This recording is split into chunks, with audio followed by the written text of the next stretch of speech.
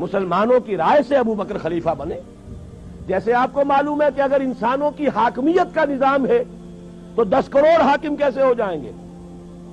یہ 10 کروڑ ابھی جیسے کہ ذکر کر رہے تھے الیکشنز کا، یہ 10 کروڑ 400 کو منتخب کر لیں گے، گویا کہ انہوں نے اپنی حاکمیت 400 کو منتقل کر دی۔ یہ 400 وزیر اعظم کو منتخب کر لیں گے، گویا کہ انہوں نے اپنی حاکمیت وزیر اعظم کے حوالے کر دی۔ اور اگر صدارتی نظام ہو تو گویا کہ 10 کروڑ مسلمانوں نے ایک شخص کو اپنا خلیفہ بنا دیا، اپنی خلافت منتقل اسے کر دی، ووٹ دے کر، رائے دے کر۔ اس معنی میں اب خلافت جو ہے وہ ایک انتخابی ادارہ ہے، مسلمانوں کے مشورے سے وجود میں آنے والا ادارہ ہے۔ اس کے لیے میں آپ کو ایک بہت اہم واقعہ سنا دینا چاہتا ہوں حضرت عمر کی زندگی کے آخری دور کا۔ حضرت عمر رضی اللہ تعالیٰ عنہ آخری حج پر تھے اپنی زندگی کے۔ وہاں حضرت عبد الرحمن ابن عوف تشریف لائے جو حاضر ہوئے۔ حضرت عمر کا رتبہ بلند ہے اس لیے میں نے لفظ بدل دیا، تشریف لائے کی بجائے حاضر ہوئے۔ انہوں نے کہا کہ امیر المومنین میں کچھ چہمے گوئیاں سن رہا ہوں، کچھ لوگ یہ کہہ رہے ہیں کہ جیسے ہی عمر کی آنکھ بند ہوگی ہم فوراً فلاں شخص کے ہاتھ پر بیعت کر لیں گے۔ حضرت عمر فوراً بہت پریشان ہو گئے کہ یہ تو سازش کا انداز ہے، یہ تو مسلمانوں کا حق ہے کہ ان کی رائے سے خلیفہ بنے، اور یہ لوگ اگر اچانک کسی کو خلیفہ بنا دیں گے تو پھر تو فساد ہو جائے گا۔ تو حضرت عمر نے فرمایا کہ ٹھیک ہے، مسلمانوں کو جمع کرو، میں ابھی خطبہ دوں گا۔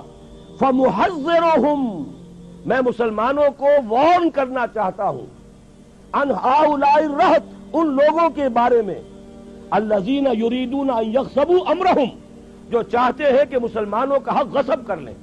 یہ تو مسلمانوں کا کام ہے کہ وہ اپنی رائے سے خلیفہ بنائیں۔ ان مسلمانوں کے حقوق کو غصب کرنے کی جو سازش کر رہے ہیں، میں چاہتا ہوں کہ ان کی سازش کا بھانڈا پھوڑ دوں، پردہ چاک کر دوں اور لوگوں کو متنبع کر دوں۔ عبد الرحمن ابن عوف رضی اللہ تعالیٰ عنہ بہت ہی دانشمند انسان تھے۔ انہوں نے کہا، مشورہ دیا، امیر المومنین یہ موسم حج ہے، حج پہ ہر طرح کے لوگ آئے ہوئے، مشرق سے، مغرب سے، جزیرہ نما کے کونے کونے سے، اچھے بھی ہیں برے بھی ہیں، یہاں ہو سکتا ہے یہ بات آپ نے کی تو کوئی فساد ہو جائے، لہذا بہتر ہے آپ جب مدینے واپس تشریف لے جائیں گے وہاں جا کر یہ معاملہ کیجیے۔ حضرت عمر نے ان کی رائے قبول کر لی۔ یہ بخاری شریف میں بھی پورا واقعہ ہے، مسند احمد ابن حنبل میں بھی موجود ہے۔ عبداللہ ابن عباس رضی اللہ تعالیٰ عنہ کے راوی، مدینے جا کر پہلا کام آپ نے یہ کیا، مسلمانوں کو جمع کیا اور وہاں خطبہ دیا، اور خطبے میں الفاظ یہ ہیں، من بایا خلیفتن عن غیر مشورت المسلمین فلا بیعت لہ۔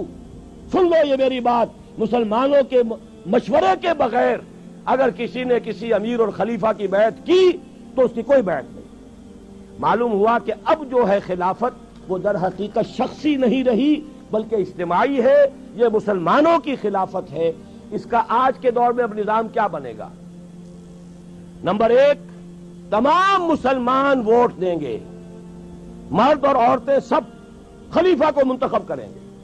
یہ صحیح بات کہی ہے توکل صاحب نے، اور یہ بات میں کھل کر کہتا رہا ہوں کہ اصل میں صدارتی نظام قریب تر ہے نظام خلافت کے، اور معقول تر نظام ہے۔ یہ پارلیمانی نظام تو ہم در حقیقت انگریز کی ایک وراثت کے طور پر لے کر چل رہے ہیں، جیسے کیپ ٹو دی لیفٹ یہ انگریز کی چال ہے، اور وہ بے ڈھنگی ہم بھی چل رہے ہیں۔ آپ جیسے ہی توڑخم سے آگے جاتے ہیں وہ تو پھر افغانستان سے شروع ہو جائے گا keep to the right, Afghanistan, Iran, پورا عالم عرب، پورا یورپ، پھر انگلستان شریف میں جا کر کیپ ٹو دی لیفٹ ملے گا آپ کو۔ تو یہ ساری در حقیقت انگریزوں کی لعنتیں ہیں کہ جو ہم نے ابھی تک سینے سے لگا رکھی ہیں۔ اگر یہاں شاید وہ 4 ورقہ تقسیم ہو، میں نے وہاں 8 چیزیں گنوا دی ہیں کہ انگریز کے دور کی ہر شے کو ہم نے سینے سے لگا کے رکھا ہوا ہے، انہی میں سے ایک لعنت یہ پارلیمانی نظام کی ہے۔ اس قدر غیر معقول نظام ہے، یہ اصل میں شرک ہے۔ یہ بھی اقتدار میں 2 اشخاص کو آپ نے شریک کر دیا، اب بیلنس کیجئے اس میں تلاش، یا تو یہ کہ وہ صدر جو ہے وہ چودھری فضل الہی بن جائے گا اور لوگوں کو مطالبہ کرنا ہوگا چودھری فضل الہی کو رہا کرو، سارے اختیارات بھٹو صاحب کے ہاتھ میں ہوں گے، عامر مطلق بن جائیں گے، اور یا یہ ہے کہ وہ غلام اسحاق خان بن جائے گا، وہ جس کو چاہے گا چھٹی کرائے گا۔ کوئی ممکن ہی نہیں، کوئی ایکویشن ممکن نہیں۔ یہ ان کی اس لیے ضرورت ہے کہ انہیں اپنے بادشاہ کو یا اپنی ملکہ کو سر پر بٹھائے رکھنا ہے. وہ بڑی روایت پسند قوم ہے، اور میں تو یہ کہا کرتا ہوں بکنگم پیلس ہو یا ونڈسر پیلس ہو، یہ ہیومن زوز ہیں. یہ چڑیا گھر لگا رکھے انہوں نے، اور کرائے لیتے ہیں باقاعدہ سیر کرنے والوں سے، اس سے کمائی کرتے ہیں. جیسے کہ آپ چڑیا گھر میں جاتے ٹکٹ خریدتے ہیں، ایسے ہی آپ ان جگہوں پر جائیے ٹکٹ خریدیے. لیکن انہوں نے اپنے ہاں وہ چڑیا گھر جو ہے قائم کر رکھے ہیں. ہمیں ضرورت کیا ہے؟ یہاں تو در حقیقت خلافت کے نظام سے قریب تر خلیفہ کا انتخاب ہو براہ راست ڈائریکٹ ووٹ سے.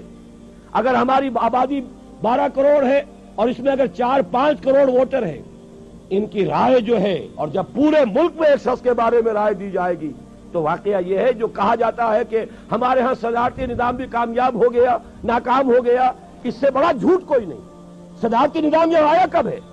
یہاں تو آیا ہے یا تو وہ پوسٹ مارشل لا، وہ یا یہ کہ وہ انڈائریکٹ الیکشن کے ذریعے سے کیا تھا.